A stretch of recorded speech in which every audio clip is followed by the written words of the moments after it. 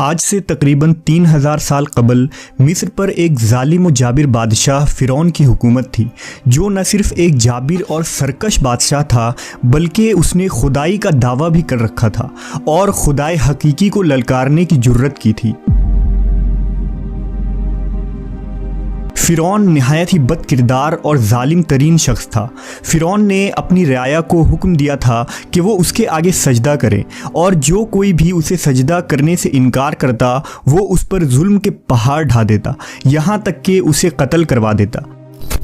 उस ज़माने में अल्लाह ने अपने सच्चे पैगंबर हज़रत मूसा अलैहिस्सलाम को माबूस किया, जिन्होंने बनी इसराइल को अल्लाह की तरफ दावत दी और उन्हें झूठे खुदा की इबादत से बाज आने की हिदायत की।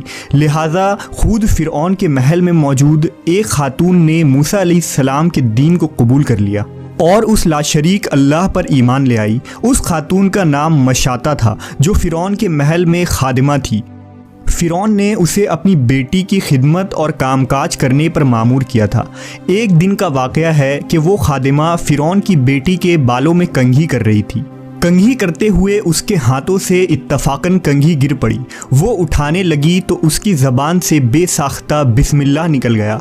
इस पर शहज़ादी ने कहा कि तूने आज अजीब कलमा बोला, रब तो मेरे बाप फ़िरौन ही हैं, तो फिर तुमने ये किसका नाम लिया है? उसने जवाब दिया, फ़िरौन रब नहीं बल्कि रब वो अल्लाह है जो मुझे और तुझे और ख़ुद फ़िरौन को रोज़ी देता है। शहज़ादी ने कहा, अच्छा तो क्या तू मेरे बाप के सिवा किसी और को अपना रब मानती है? उसने जवाब दिया, हाँ, मेरा, तेरा और तेरे बाप सब का रब अल्लाह ही है। शहज़ादी ने इस बात की इत्तला अपने बाप को दे दी। वो निहायत ही गज़बनाक हुआ और उसने उस बांदी को अपने दरबार में बुलाया। जब वो हाजिर हुई तो फ़िरौन ने पूछा, क्या तूने मेरे सिवा किसी और को अपना रब मान लिया है? खादिमा ने साफ कह दिया कि मैं तुम्हें खुदा नहीं मान सकती, मेरा और तेरा रब अल्लाह ही है जो बुलंदियों और बुजुर्गी वाला है। जवाब सुनकर फ़िरौन हैरत ज़दा रह गया। उसे इतनी इस्तेकामत और जुर्रत भरे जवाब की उम्मीद न थी। फ़िरौन ने सोचा कि इस औरत को ऐसी इबरतनाक सज़ा देनी चाहिए कि इस तरह की जुर्रत दोबारा किसी शख्स को न हो। उसे पता था कि ये औरत अपने बच्चों से बेइंतहा मोहब्बत रखती है। लिहाजा फ़िरौन ने खादिमा के बच्चों को इस दरबार में लाने का हुक्म दिया। फिर फ़िरौन ने सिपाहियों को हुक्म दिया कि एक बड़ी देग में तेल खौलाया जाए। जब ये देग खूब तप गई तो फ़िरौन ने हुक्म दिया कि इस औरत के तमाम बच्चों को एक एक करके उस खौलती हुई तेल में डाल दिया जाए। फ़िरौन का हुक्म सुनते ही उस औरत के आंखों के सामने अंधेरा छा गया। खादिमा ने निहायत ही सब्र और हिम्मत से काम लिया। सिपाहियों ने उस खादिमा के एक बच्चे को पकड़ा और उसे घसीटते हुए ले जाने लगे। वो बच्चा कभी पुकारते हुए अपनी माँ से मदद तलब करता, कभी सिपाहियों से रहम की भीख मांगता, कभी फ़िरौन की तरफ उम्मीद भरी निगाहों से देखता। सिपाही उसे धकेलते और घसीटते हुए देग के करीब ले गए। खादिमा अपने बच्चे की तरफ मोहब्बत भरी नज़रों से देख रही थी और उसे अलविदा कह रही थी।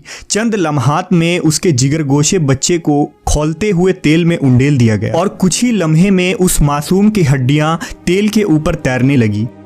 फ़िरौन ने खादिमा की तरफ देखा और कहा, अब उस नादीदा खुदा को छोड़ दो और मुझे रब मान लो। खातून ने दिलेराना नज़रों से फ़िरौन की तरफ देखा और उसे खुदा तस्लीम करने से इनकार कर दिया। फ़िरौन इस साबित कदमी और हिम्मत को देखकर दंग रह गया। थोड़ी देर में उसके दूसरे बच्चों को भी तेल में डालकर हलाक कर दिया गया। अब सिपाही उस खातून के सबसे छोटे बच्चे की तरफ बढ़े, जो शेरखार और मासूम था।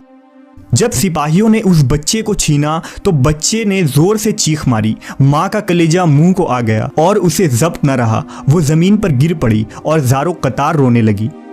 वो अज़मत वाला लाशरीक खुदा इस औरत पर गुजरने वाली क़यामत से खूब वाकिफ़ था। लिहाजा अल्लाह की तरफ से एक मुआजिज़ा ज़ाहिर हुआ। वो शेरखार बच्चा जो अभी बोल भी ना सकता था, उसकी ज़बान में बोलने की क़ुव्वत आ गई। भरी दरबार में बच्चा बोल उठा, ऐ मेरी माँ, तू हक़ पर है। बेशक दुनिया की सज़ा आखिरत के अज़ाब के मुकाबले में बहुत हल्की है।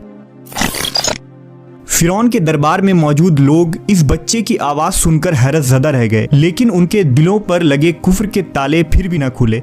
कुछ ही देर में इस बच्चे को भी देग में डाल दिया गया और ये बेखता मासूम मौत के आगोश में चला गया।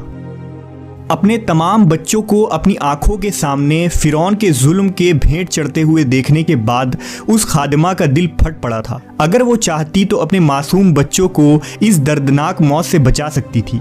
उसे सिर्फ एक कलमा कुफ्र पढ़ना था, मगर ये फ़कत जान बचाने का एक बहाना होता। मगर उसे यकीन था कि उसके रब के पास उसके लिए जो कुछ है वो इस ख़त्म हो जाने वाली दुनिया से कई ज़्यादा है। अब सिपाहियों ने उस खादिमा को पकड़ा और धकेल कर उस देग के पास ले गए। खादिमा के जहन में एक बात आई। उसने फ़िरौन की तरफ देखकर कहा, रुको, मेरी एक दरख्वास्त है। ये सुनकर फ़िरौन को कुछ उम्मीद पैदा हो गई। फ़िरौन ने कहा, हाँ बताओ, क्या ख्वाहिश है? औरत ने कहा, तुम मेरी और मेरे बच्चों की हड्डियां एक साथ जमा करके एक जगह दफन कर देना। फिर उसने अपनी आंखें बंद कर ली और उसे भी देग में फेंक दिया गया। इस वाक़े के 2000 साल के बाद आखिरी नबी हज़रत मोहम्मद सल्लल्लाहु अलैहि वसल्लम इस दुनिया में तशरीफ़ लाए। आपको एक रात मेराज के सफ़र पर ले जाया गया। मेराज की रात जब नबी सल्लल्लाहु अलैहि वसल्लम बुराक पर सवार होकर बैतुल मुक़द्दस पहुँचे तो आपको मिस्र की तरफ से एक खुशबू आने लगी। हुजूर ने जिब्राइल से पूछा, ए जिब्राइल, ये कितनी अच्छी खुशबू आ रही है, ये खुशबू कैसी है? जिब्राइल अमीन ने अर्ज़ की, या रसूल अल्लाह, फ़िरौन की एक बांदी थी जिसने ईमान के खातिर अपने और अपने बच्चों के जानों का सौदा किया था।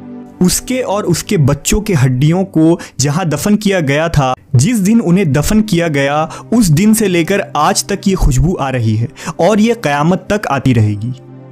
बेशक हम खुशकिस्मत हैं कि अल्लाह ने हमें ईमान की दौलत से नवाजा, जिस ईमान को पाने के लिए लोगों ने अपनी और अपनी औलादों के जान के नजराने पेश कर दिए, जबकि हमें कितनी आसानी से ये दीन और ईमान मिल गया।